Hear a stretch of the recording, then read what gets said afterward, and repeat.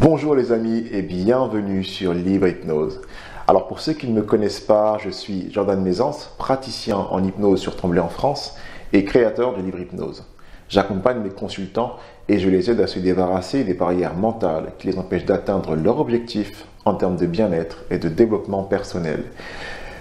Et aujourd'hui, mes amis, j'ai envie de parler avec vous d'une chose que je vois dans mon cabinet, que je vois avec les consultants qui s'assoient ici sur ce super fauteuil hyper confortable. Cette chose-là, c'est que mes consultants, et je pense que cette question-là, vous êtes sûrement déjà posée, si l'hypnose vous a un jour intrigué, c'est de savoir, est-ce que je peux rentrer en transe assez profondément pour avoir des bénéfices de l'hypnose? Donc, je ne sais pas si la question est bien formulée, mais en tout cas, vous verrez que vous allez comprendre au fil du discours. Donc, restez bien concentrés sur ce que je dis. Alors, en fait, il y a toujours cette croyance qu'il faut rentrer très très profondément en hypnose pour avoir des bénéfices de l'hypnose. Et ce n'est pas tout à fait vrai. Du coup, j'ai parfois des consultants qui viennent, qui après la séance me disent « Mais Jordan, j'ai eu l'impression que pendant toute la séance, je n'étais pas en état d'hypnose parce que je vous ai entendu parler, j'ai pas décroché, j'ai été présent de A à Z et j'ai rien senti de spécial. » Pour moi, c'est une bonne nouvelle parce que justement, ça montre que l'hypnose n'est pas quelque chose de si spécial que ça finalement. Vous savez que moi, depuis très longtemps, je milite pour démystifier l'hypnose.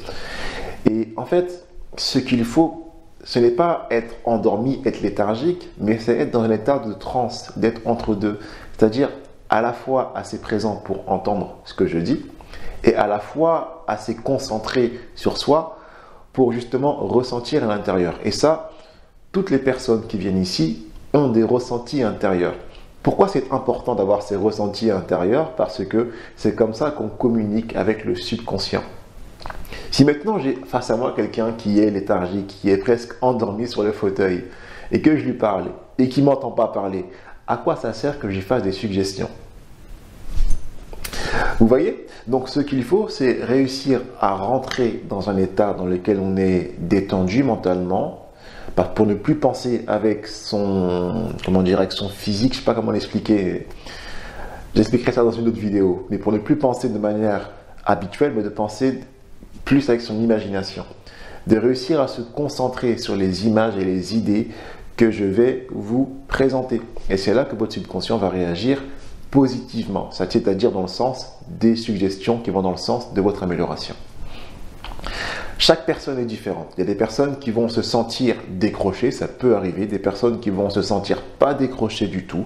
L'important, c'est de suivre les suggestions sans avoir peur, sans opposer de résistance. Ensuite, ce qu'il faut comprendre aussi, c'est que la profondeur n'est pas ce qui est le plus important. Ce qu'il faut, c'est de la stabilité.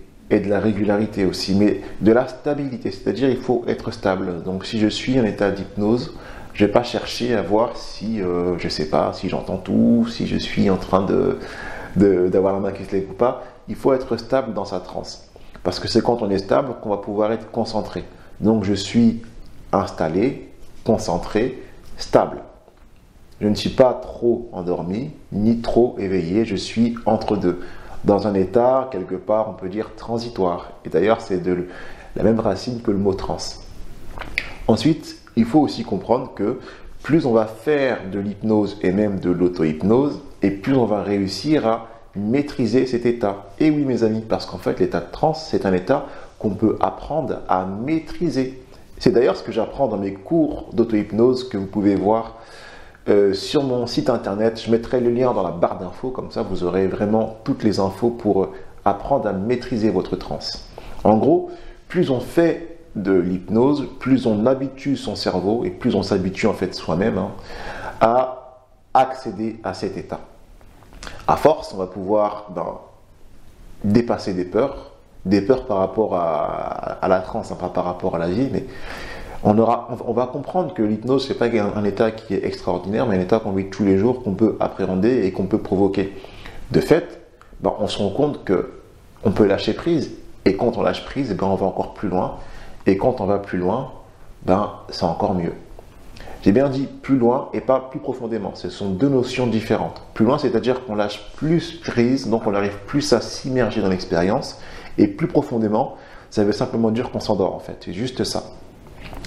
Voilà mes amis. J'espère que cette petite vidéo aura répondu à cette question. J'espère qu'elle vous aidera à avoir envie de profiter des bienfaits de l'hypnose parce que je vois vraiment des changements dans ce cabinet depuis que je travaille. Je vois vraiment des personnes qui bénéficient quotidiennement des bienfaits de l'hypnose, qui arrivent à changer, qui arrivent à atteindre leur objectif. Et si j'avais un but moi dans cette vie, ça serait de pouvoir aider le maximum des personnes à se révéler et à devenir ce qu'elles veulent être réellement. Je vous remercie et je vous dis à très bientôt sur Libre Hypnose. Ciao!